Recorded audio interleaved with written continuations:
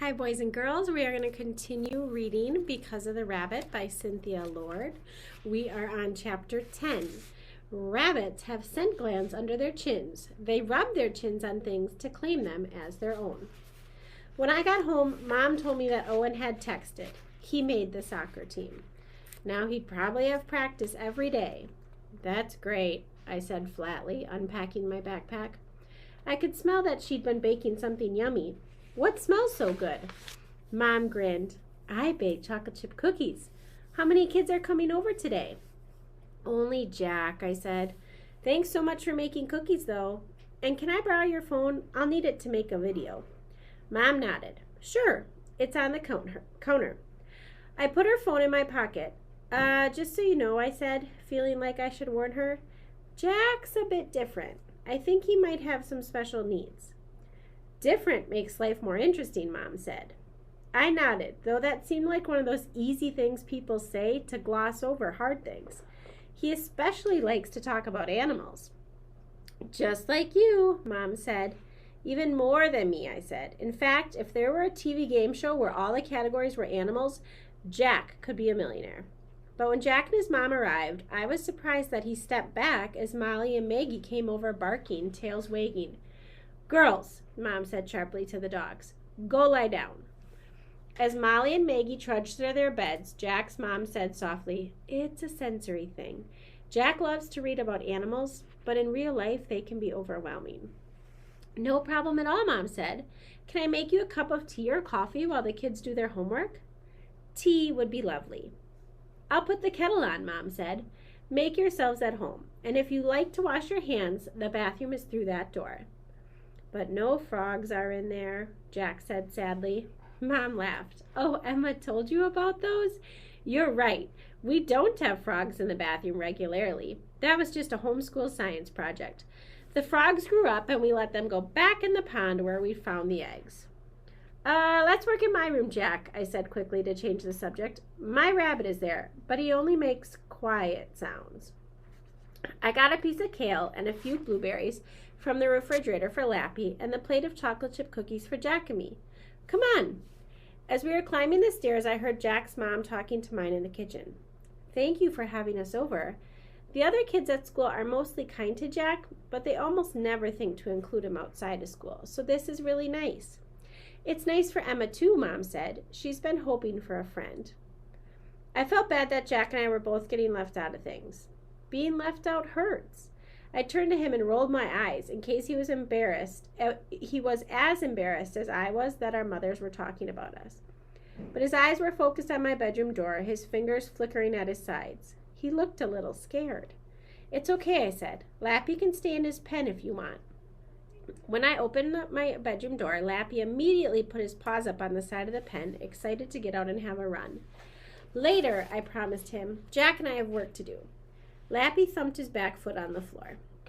Rabbits thump to warn other rabbits about danger, Jack said. Usually, I said, but this rabbit is telling me that he wants to have a run and he's mad that I said no. Jack stared at Lappy, his fingers twitching harder. Let me out of here. Did he mean Lappy or himself? Are you okay, I asked. I'm fine, Jack said plainly without taking his eyes off Lappy. How are you? I smiled. I'm fine too. Lappy thumped his back foot again. He's mad that you said no, Jack said, his eyes bright with excitement. He wants to come out. Was Jack asking me to let Lappy out? Hey, I have an idea, but it's okay if you don't want to. A good idea, Jack asked. Well, you get to decide if it's a good idea or not, I said. You could sit at my desk and pull your feet up on the chair. I promise Lappy won't jump up there. He can have a little run around the room, and then I'll put a treat in his pen and he'll go back to get in it. Jack didn't look 100% sure, but he sat on my desk chair and put his heels up on the seat. As soon as I opened the pen door, Lappy hopped easily onto my braided rug. His first 3 hops were always light and dainty, little front feet, big back feet. Then he'd pick up speed, darting under my bed and out again with long leaps that were so fast he'd lose his footing and slide on the hardwood floor. Jack gave a high-pitched laugh. He's a wascally wabbit, he said in his Elmer Fudd voice. He sure is, I said. In between hops, Lappy would suddenly stop and rub his chin on something, claiming it. Dresser edge, mine. Heater, mine. Quilt, mine. Bookshelf, mine. Lappy paused and rubbed his chin on my foot, his whiskers tickling around my flip-flop shoe. You, mine. He's claiming me, I said. Then Lappy suddenly leaped and twisted, like all the happiness inside him had exploded and lifted him into the air. He landed facing Jack. That's called a binky. I read about it in the rabbit book I got at the library. It means he's happy. I handed Jack a blueberry. The book also said blueberries are one of their favorite things. Jack threw the blueberry at Lappy's feet. He sniffed it and then ate it up. I should have known he'd love them, I said. My pet Pierre used to tell us a story about how Monsieur Lapin tricked Monsieur Renard the fox out of his blueberries. What story? Jack asked. I hesitated. It was one thing to remember Pierre's stories or to tell them in our family. It was a whole different thing to tell another kid that I didn't even know that well. But Jack stared at me, waiting. So I took a deep breath. It happened once that Monsieur Lapin saw Monsieur Renard the fox sitting in a blueberry patch, grooming his beautiful red tail before he feasted on all those delicious blueberries. Foxes are omnivores, Jack said. They can eat both plants and animals. That's good to know, I said. But Monsieur Lapin has magic, and this is just a story. So don't expect things to stay completely real, okay? It's a lie, Jack said matter-of-factly. No, though I guess if there were only two choices, it wasn't true. I shrugged. Stories are somewhere in between. Do you want to hear it anyway? Jack nodded, yes. As Lappy chinned the leg of the desk chair, Jack pulled in his feet tighter, his arms wrapped around his legs. Okay, so Monsieur Lapin said, Oh, Monsieur Renard, your tail is so glorious, but you've missed a spot. Monsieur Renard was very proud of his tail. Where? He demanded. What kind of spot? Jack said. A pine pitch. Jack nodded and I continued. Monsieur Lapin pointed. Right there. No, a little more to the right. Almost a little more to the right. Soon Monsieur Renard was turning around and around, spinning so fast, trying to reach the spot on his tail, that he fell down dizzy.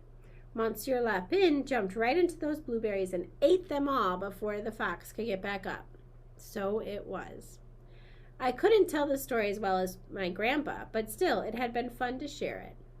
Lappy went on his hind legs to look at Jack. Jack let his arms go. His fingers twitched hard as he slid one foot tentatively toward the edge of the desk chair. I held my breath as Lappy moved his chin across the toe of Jack's shoe. Then he landed his front feet back on the floor and took off again under my dresser. Jack looked over at me, his mouth open in shock. He claimed you, I said. Jack kept his feet on my desk chair, but his hands stopped twitching. Let's touch him. You want to touch Lappy? I asked, surprised. Only his back. Okay, but he doesn't like to be picked up, I said, so sit on the floor and I'll put a blueberry next to you. As soon as Lappy came over for the blueberry, Jack reached out one trembling hand. 3 quick, barely there touches. I waited for Lappy to hop away, but he didn't. He likes you, I said. Maybe because your name sounds like a rabbit, too. Jackrabbit. Jackrabbits are really hares. Jack reached out and patted Lappy again, so lightly that I couldn't tell if he actually touched Lappy's body or just the very tips of his fur. Monsieur Lapin, he whispered, and Jackrabbit. And that is the end of chapter 10.